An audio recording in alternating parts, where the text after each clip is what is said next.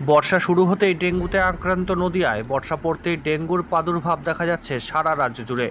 তবু ডেঙ্গু সচেতনতা নিয়ে একাধিক প্রচার এবং সচেতনতামূলক কর্মকাণ্ড চালাচ্ছে রাজ্য সরকার। তবে এবার নদিয়ার শান্তিপুরে ডেঙ্গু আক্রান্ত হয়ে হাসপাতালে চিকিৎসাধীন এক যুবক। আর এই ঘটনায় রীতিমতো চাঞ্চল্য ছড়িয়েছে শান্তিপুরে। হাসপাতাল সূত্রে খবর, আক্রান্ত যুবকের নাম রঞ্জিত সরকার, বাড়ি শান্তিপুর থানার বাথানগাছি এলাকায়। ছেলেটি কর্মসূত্রে কলকাতায় থাকে, সেখানে একটি হোটেলে কাজ করেন।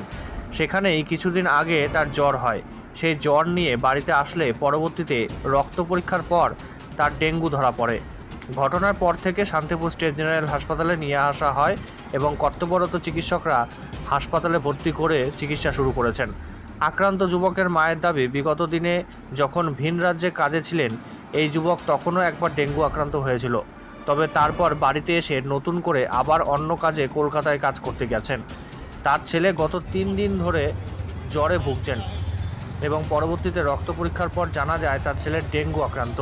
তারপরেই হাসপাতালে নিয়ে আসা হয় তার ছেলেকে। বর্তমানে সেখানে চিকিৎসাধীন রয়েছে তার ছেলে রঞ্জিত সরকার। ভাই, কতদিন ধরে তোমার জ্বর?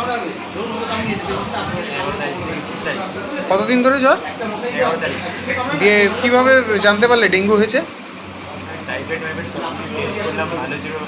তো আমরা এক্সট্রা করে যখন ডেঙ্গু পরীক্ষা করলাম আতঙ্কিত আছো নাকি? না না, আতঙ্কিত কিছু নেই। ডাক্তাররা কি বলছে?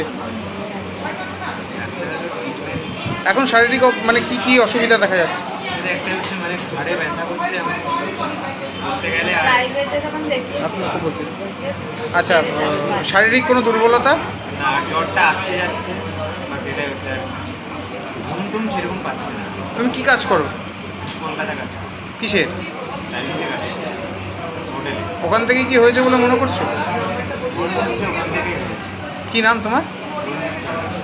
কোথায় থাকো? কি হচ্ছে মানে কাজ কোথায় করতাম? না, বাড়ি কোথায়? বাড়ি হচ্ছে বাথানগাছি। বাথানগাছি। কি নাম তোমার? কি করে জানতে পারলেন ছেলের ডেঙ্গু হয়েছে? জোরে জোরে।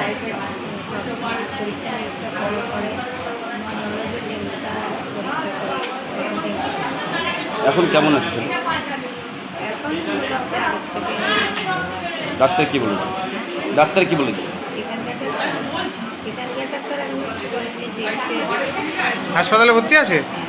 আচ্ছা, এখন শারীরিক কোনো অসুবিধা নেই? আপনারা কি আতঙ্কিত আছেন? এর আগে কি কোনো সময় হয়েছিল ছেলের ডেঙ্গু? এই নিয়ে দুবার ডেঙ্গু হলো, তাই তো? কি মনে করছেন এই অপরিষ্কার জায়গার জন্য এরকম ঘটনা ঘটছে বারবার? হ্যাঁ, মানে অপরিষ্কার জায়গাতেই তো মশাগুলো হয়, জল জমা জায়গাতে, সেখান থেকে হয়েছে মনে করছেন? কি নাম আপনার? বাড়ি কোথায়? বাথানগাছি, শান্তিপুর। কি নাম?